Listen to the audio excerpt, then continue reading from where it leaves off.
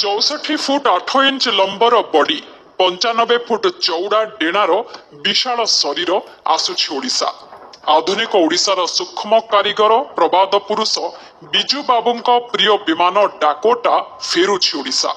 ଏହି ଡାକୋଟା ବିମାନରେ 1947 ମସିହାରେ ଶ୍ରୀନଗରରୁ ପାକିସ୍ତାନ ସେନା ବଳୟରୁ ଭାରତୀୟ ସେନାଙ୍କୁ ଉଡ଼ାଇ ଆଣିଥିଲେ ଦୁର୍ଦ୍ଦଶ ପାଇଲଟ ବିଜୁ ପଟ୍ଟନାୟକ।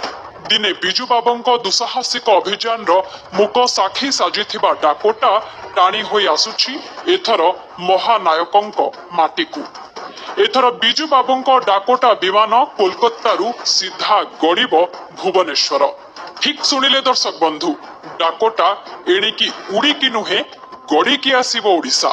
କୋଲକାତା ନେତାଜୀ ସୁଭାଷ ବୋଷ ଅନ୍ତର୍ଜାତୀୟ ବିମାନ ବନ୍ଦରରେ ବିମାନର ବିଭିନ୍ନ ଅଂଶକୁ କରାଯାଉଛି ଅଲଗା।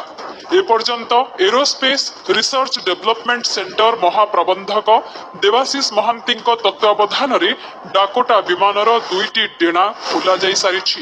ଆସନ୍ତା ସପ୍ତାହ ସୁଦ୍ଧା ଏହି ବିମାନର ବିଭିନ୍ନ ଅଂଶକୁ ଅଲଗା କରାଯିବା ପରେ ଅଣାଯିବ ଓଡ଼ିଶା।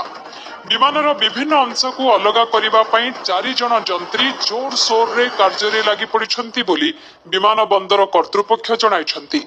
ଗାଇଡଲାଇନ ହିସାବରେ ଆମେ ତାକୁ ଓପନ କରୁଛୁ ସୋ ଦ୍ୟାଟ୍ କୌଣସି ଜିନିଷ ଫର୍ଦର ଡ୍ୟାମେଜ ହବନି। ଯାହା ଡ୍ୟାମେଜ ହେଇଛି ତାକୁ ଯେମିତି ଫର୍ଦର ଆଉ ଡ୍ୟାମେଜ ନ ହୁଏ ଆମେ ଗୋଟେ ସିଷ୍ଟମକୁ ଓପନ କରିକି ରଖିବୁ।